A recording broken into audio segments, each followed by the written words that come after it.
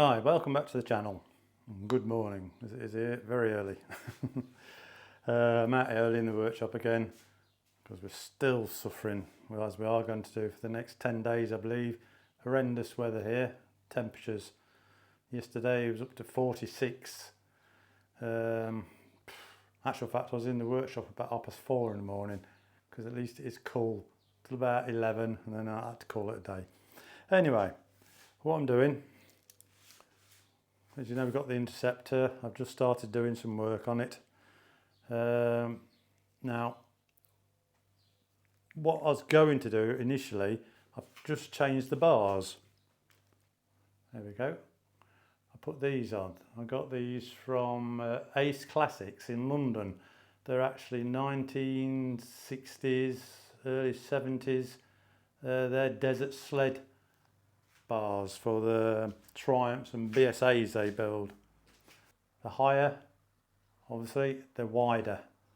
I was going to film putting these on, but it's been an absolute nightmare. The bars are fitted now. I'm just waiting. I've got bar weights to get. I've got mirrors to get because this had mirrors stuck on the end of its original bars. Now, one of the problems I've had was all the cables, the throttle, the brake, the clutch. The wiring's not a problem, so I had to lengthen some of it. But the clutch cable, a bit too short, and also this top part of the clutch cable is metal. And this had a bend on it that dropped down like that, nearly just about 90 degrees, which looks stupid with these on. So what I've done, I put it in the vise and I've bent it a little bit, because it's tube, and I've got a bend that sort of follows the bars, which now I think looks more than acceptable, and it's given me the slack I needed.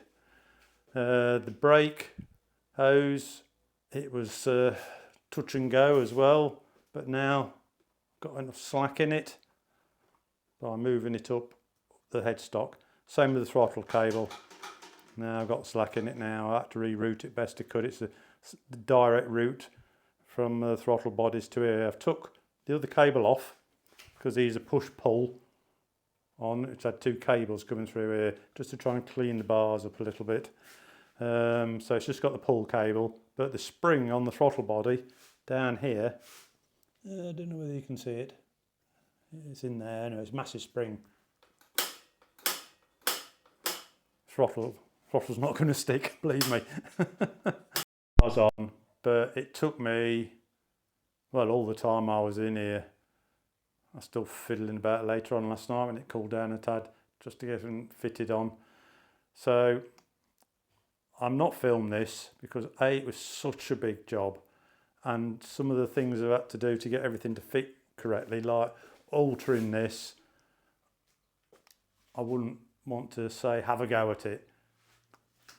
If you're not careful, get this wrong, you break that in half.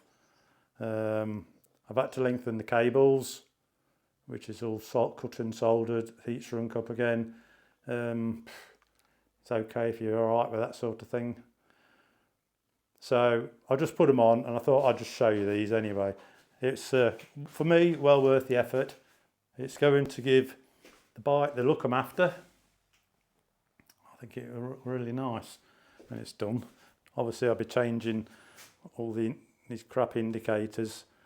Headlight, I've ordered an LED headlight for it, similar to what I have in my Himalayan, but this one's going to have a bar across here, like that, in it with LED light. It's going to change the look of it. I was going to buy a smaller one, but I think it might look a bit stupid.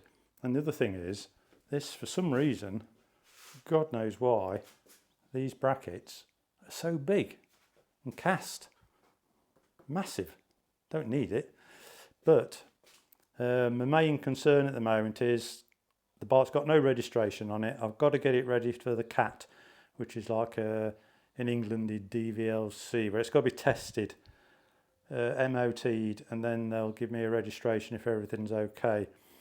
So that's my main priority at the minute. Plus, it won't be too long for into August. I want to be riding this year. because I've got some big plans for this. As this is useless here. It's only got 3.5, 4 inches of travel, and it seems pretty rubbish. I need to get this so it's like 5 inches of travel. Now I've done it with my bullet. Well, I ain't done it, it had it. I just had to change the oil in that. This is going to take a lot more investigating different springs, because the spring is only got about to here downwards. Then it's got a massive metal tubing, so there's room there to put longer springs in, and it's the length of the spring that's going to give me the extra travel. So that's a winter job. This will be a winter job. In the winter I'm going to take all the wiring off I've just got clamped on here and run what I can through the bars, so it's clean and tidy and got the nice look. The clocks, hopefully, I think I'm going to replace these with a classic single clock, digital, with all the information that's on here will be in this clock. They're not cheap, the wife will not be happy again, but maybe take a shoe shopping again or something, I don't know. So it's going to have a single clock in it. Sort of time I've done with it, it's going to be the American look. I'll be changing the front pipes to the big bore ones, the rear silencers to the Canon silencers. I'm not doing this because I want extra noise or really extra performance. These, unbelievable the weight of these silencers, absolutely horrendous.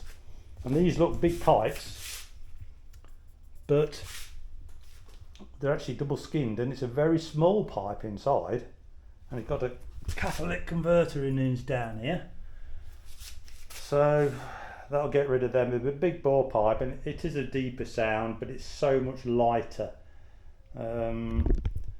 because this and the bullet, this is slightly heavier than that 500 bullet, but when you're manhandling it about, the 500 bullet, you'd think it's loads, 20 kilogram, 30 kilogram lighter. That's what it feels like. So it's not heavy, this, but I just want to try and get it as light as I possibly can. Also, I'm just waiting for Hitchcock's.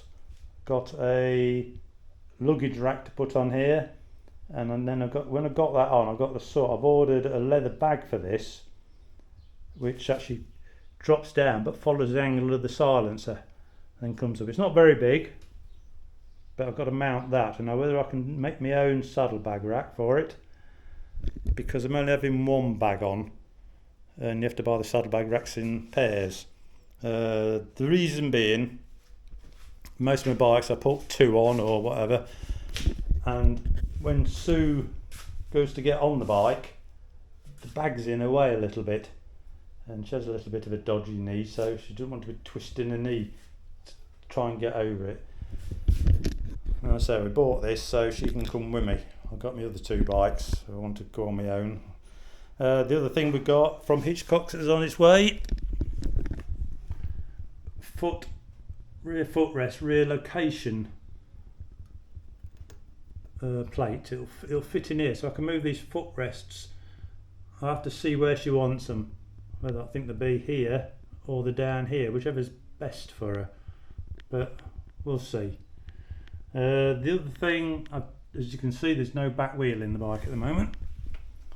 Now I just started checking it over. One of the things I found is the tyre got a cut in the wall. I don't know what's happened. It's probably run over a curb or something.